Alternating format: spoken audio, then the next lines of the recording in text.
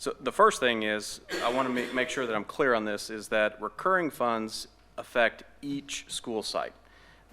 There's not recurring funds that only touch or affect a part of the school district. It's every single school district or site in the school district will benefit from the recurring dollars side of the bond issue.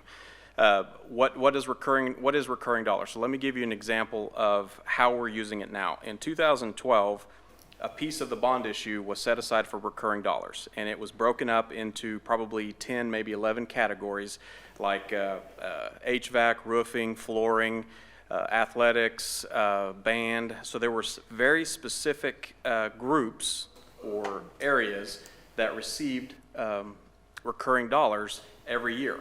And so that money was allowed to be used in those specific areas, and we wouldn't have to pull money from general fund. Another one was textbooks. Textbooks was instructional materials was a very large expense, and so that is dedicated bond money that goes for specific purposes so that general fund money does not have to be used for those expenses.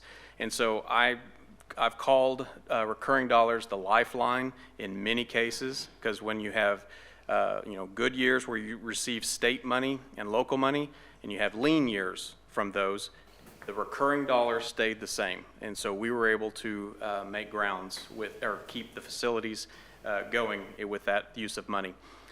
So, for example, so that explains what recurring dollars are. It's just dedicated money for specific